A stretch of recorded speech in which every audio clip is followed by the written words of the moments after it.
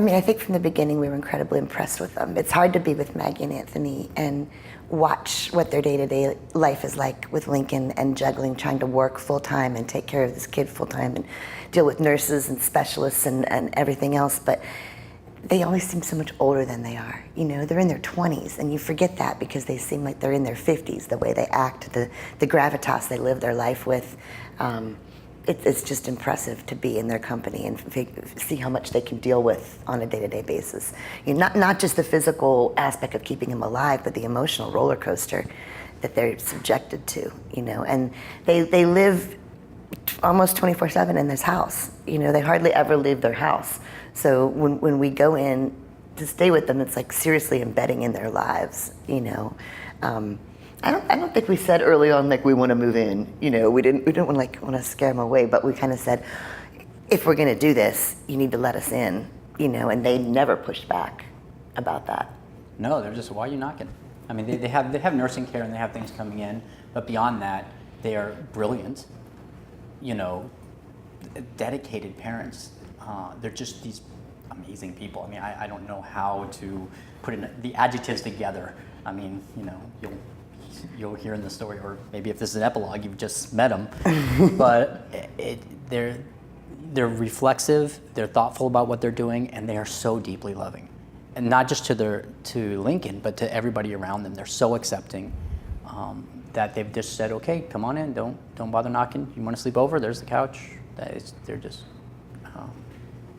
One of the great things about being a journalist is you come across people like that, and they in ways that inspire your life. I mean, they're just inspirational people. They're just great. And as a couple, they're so wonderful. Like Maggie's really, really emotional, and Anthony's really, really intellectual. So they have this incredible marriage of personalities that shore each other up too, and sort of buoy each other through these really hard times. And I think watching their relationship has also been really inspirational.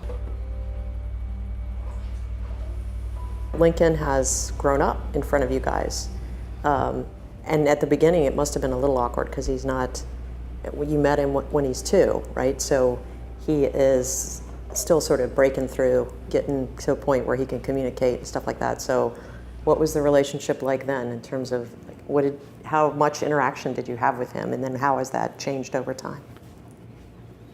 Well, I had this yardstick that my daughter's about a year older than him and is not a special needs child, but you had these, I would think about what my daughter was doing a year ago as far as like, suddenly he would be really understanding.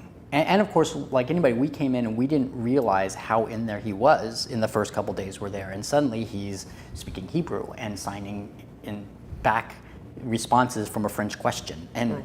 You know, he's just this brilliant kid. And then you realize that he's hitting these milestones that I recognized from not so long ago in my own daughter's life.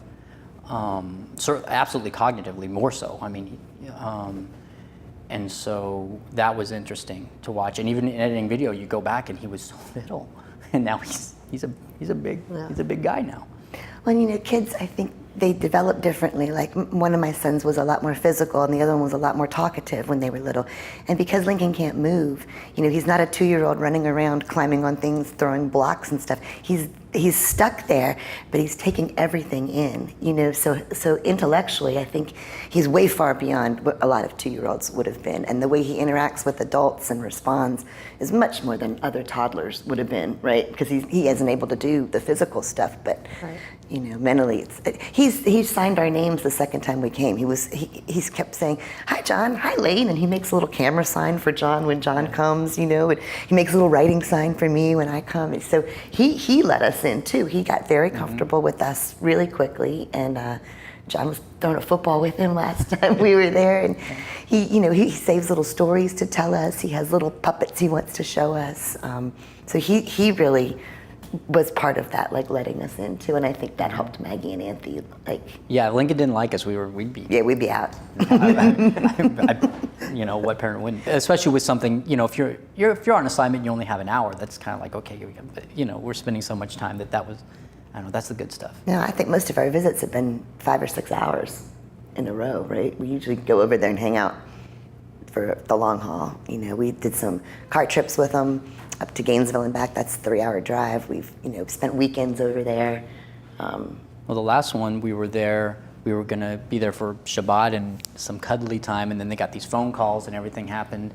And it's actually, I was using a monopod, but it got too hard because we were moving around, in cars and out of cars. So my hand was numb for a couple hours after I got out of there because I didn't realize I'd be holding a camera for 6 hours, and I'm trying to have a low profile, a low footprint, so I'm not taking a lot of stuff. And so, yeah, we spent long, They let us come in their bedroom. I mean, they're lying in bed, like holding each other, fighting and crying, and they were like, come on in. It was kind of amazing how they said, oh, you feel like family, you're part of this. So talk about that a little bit. So it's hard, you can't be very dispassionate in this process. How could you be, right, when you're going through this? And yet you're documenting, you're documentarians, you're looking at this life and trying to be a little dispassionate, or what is that? I mean, that's been hard, obviously. It's impossible not to root for Lincoln. I mean, we know, like, theoretically we're supposed to be objective here, but it's impossible not to fall in love with that little guy and just hope for the best for him and his parents. Yeah, I love Lincoln. I mean, I can't not love Lincoln. I could, be like, no, I feel completely neutral about Lincoln. No, I love the hell out of that kid. You talk about the challenge of his stories. It was the longest project you've ever worked on, right? But what does that mean in practical terms, in terms of how tough this has been, or what has surprised you or not surprised you about this process? The amount of material and especially in the end going back to the way they were then. I mean, when you've seen that much in somebody's life, they were different people. He was a different kid, and now they're in a very, by the end they're in a very different place.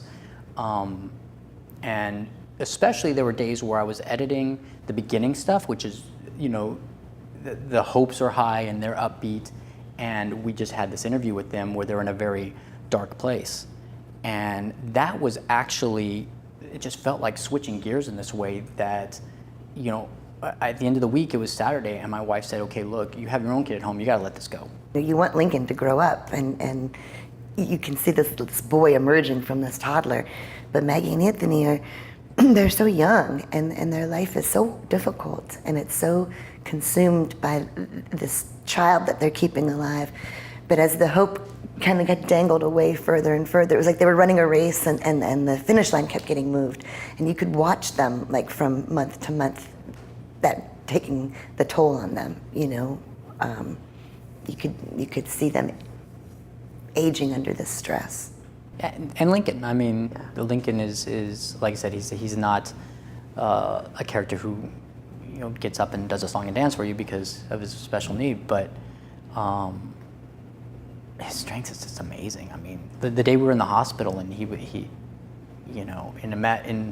the one that's actually in the documentary, he came in, he's like blue, and he'd been breathing only on one side of a damaged lung, and and then they sort of get him going, and he's up. He's back, and he's like, literally his color changes, and like a little warrior man's back.